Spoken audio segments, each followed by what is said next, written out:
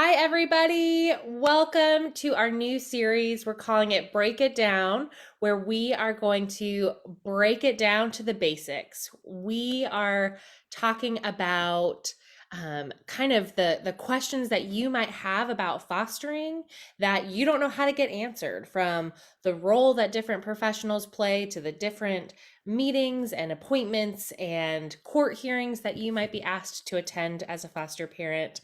And so we are kicking it off with Jennifer. We're so glad to have you with us, Jen. Do you mind just introducing yourself to everybody?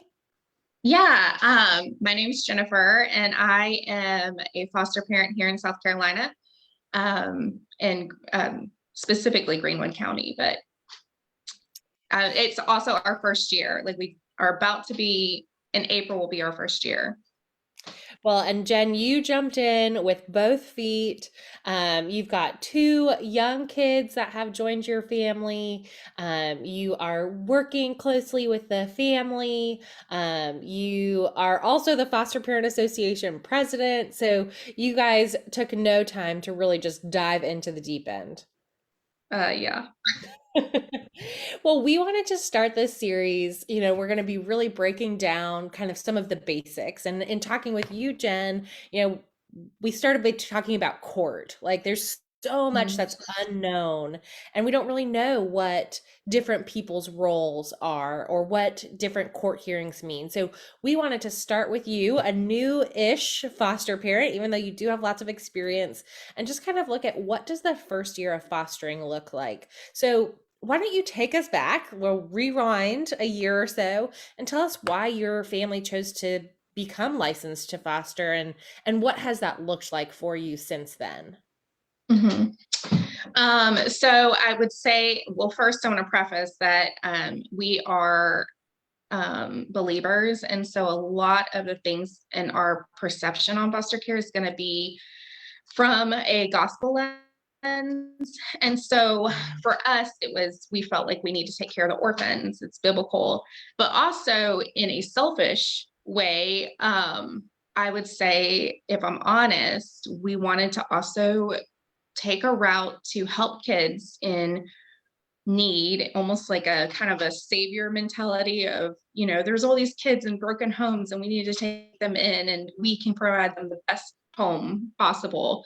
And then also, we've always thought about adoption, and we were like, well, this would be like the easy route to take a child in. Little did we know what foster care was actually at the time.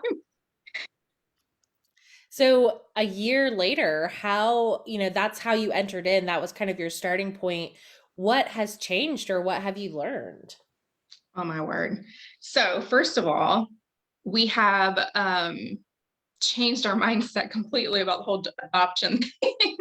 We're not saying that we wouldn't ever adopt out of foster care, but our mindset has not been that.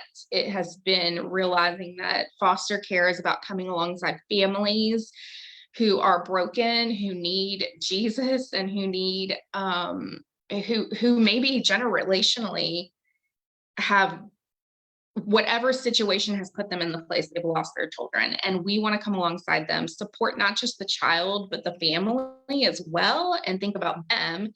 And in doing so, it's changed our whole mindset on what foster care is, and really more focusing on reunification and helping support mom and dad so that they can be a family. Because when we really look back, if I'm going through a gospel lens, we're thinking about God, the creator, created a family who that is a family unit, and sin broke it. And it's not our job to come in and be like, well, we can save them.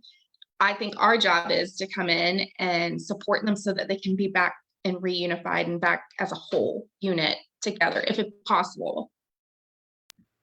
Yeah, a focus on redemption and a focus on community and support, and can't we all use a little bit more of that in our lives? Yeah. So obviously your perspective has changed as you've learned more, even in just this short time, and there's lots more learning Mhm. ahead. I think you know that. But what has surprised you most about the role of the foster parent, the part that you're playing? What has been the biggest surprise for you?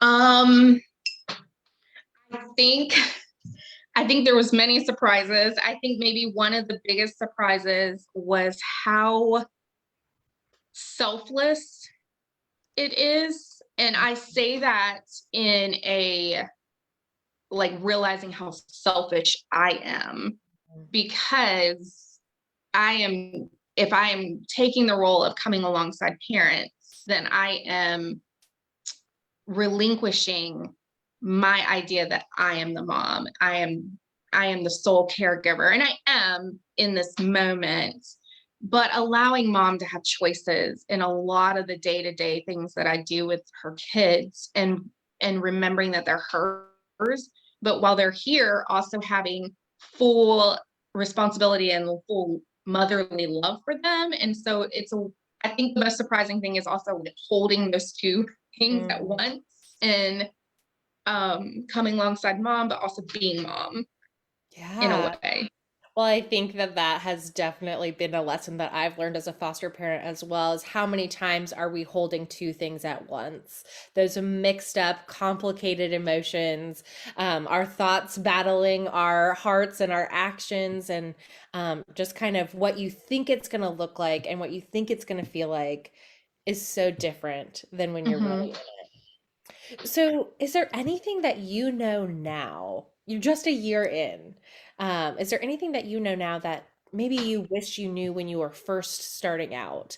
Because we can't know that we don't know what we don't know, right? So, if you could go back and tell Jennifer a year ago something, what would you want to tell her? Ooh.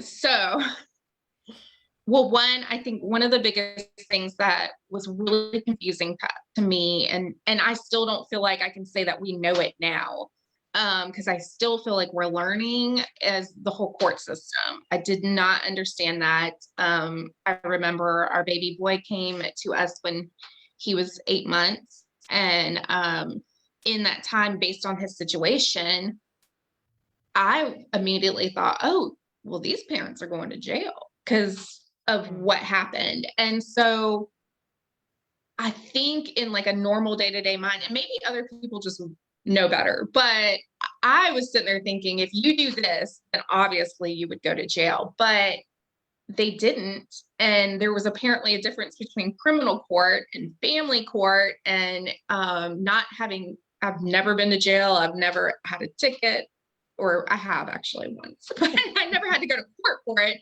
And so I've never really been in that system and understood the law in that way. And so just realizing that there was such a difference between the two, and realizing there's a merits hearing and then there's other hearings, then I really started to research it too. But also, it is very interesting when you start to understand it, but it's still very confusing because there's some things that they do that still don't make sense. But if you are taught why they do what they do, or why they make decisions the way that they make decisions, you realize it's because of the law and the way that it works. And so that is still something I'm learning. But definitely, I definitely know more than I did then. So, um, but yeah, that was definitely one of the biggest things that I wish I would have had a better grasp on. Mm. Um, And in your life pre-fostering, you really didn't have to have an understanding of how family court worked. And so no. you kind of entered into sort of this whole new world where there's all this new language and different roles that people play and different appointments and meetings to go to. And that's the whole point of this series, is that we can break it down and make it a little bit more digestible for someone who hasn't lived in this world for very long. So thanks for helping us kick it off. But over the last year, there have been, I know, joys and challenges and questions and some answers, but typically just more questions. What has helped you overcome some of those initial challenges or uncertainties in your first year of fostering? So the very so we got our baby boy in April, and in June, no, sorry, we got him in April. And then when he went to his very first visit, um, I remember thinking, what if they don't show up? Mm, But it was um, like I hoped that they wouldn't. mm, And I remember immediately feeling convicted and feeling like that is not at all what we are doing here. Like that's not coming alongside mom. That is wishing for her to fail. And it was because I adored him. Um, but out of that, I was being selfish and only thinking about my own feelings in the moment. And so because of that, it was an immediate click. And I realized that I needed people maybe who mm. really understood, and maybe also someone to tell me that I wasn't being crazy for feeling that way, like that I wasn't that evil, that I would think that kind of thought. And so actually ended up contacting you because um, I think at the time you were the president. Um, and so then I got into a support group. And from there, also, I started listening to podcasts. I started listening. I mean, I just would find everything and anything that had to do with foster care. Our church is super supportive.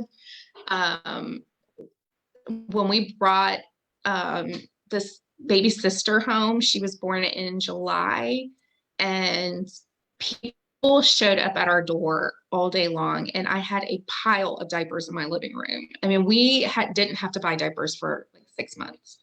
So just all of the people around us in our community also were super supportive financially, but I would say emotionally and maybe mentally, it was super important that I joined the FPA and that I really reached out to people who would understand what I was going through and that would understand the same feelings and maybe thoughts that I was having, or could even talk me off the ledge of like, when I'm feeling angry or frustrated or whatever about anything that's happening, they can come back and be kind of like a sounding board or a sounding voice, that can kind of level it out and remind me of why we do what we do. And also that sometimes it doesn't make sense. Yeah. Well, and I think something that's so wonderful about you, Jen, and I know this now just getting to know you over the last year or so is, you sought out people to pour into you, because we cannot thrive in isolation for very long, especially in fostering, but really just in life. But now you are pouring into so many people through your leadership, and even in just your relationship with your children and the team and the extended family of the kids that are in your home. So thank you so much for everything that you do. And as we wrap up just in these last 2 minutes, is there anything that you would like to share with our community, with people who might be considering fostering or are just new entering into foster care and feel that uncertainty or that um, overwhelm that you were feeling at the beginning? Mm, Um, anything I feel like anything that is worthwhile in life is hard. Mm, And sometimes we don't want to do hard. And foster care is hard, but it has also been one of the most beautiful and most rewarding things that we have done. Um, it has taught us a ton. But it's also, there's a whole other side too that's very hard. And we know that, but it's worth it. At the end of the day, it's been worth it. And so I would challenge anyone who has a heart or an inkling to just even look into it, um, and maybe talk to someone that mm, has done it, or find someone who's fostering and ask them about their experience, and hopefully it's a good one. um, but yeah, and that there's other ways to help foster parents too without bringing children into your home. We always need emergency care and respite care, people who can come alongside us and give us a break. We're actually going on a trip in this month, and we really have felt the need to go on a trip with our bio kids because they kind of need some one-on-one time. they're a little older than the babies. And so it's just 2 days. And so we have a wonderful respite mom who's going to take care of our babies and who I trust and I know is also licensed and can take care of them, but she doesn't take long-term care. And so that's an extremely helpful way to help foster parents, and then also just donating time and resources and um, yeah, Yeah.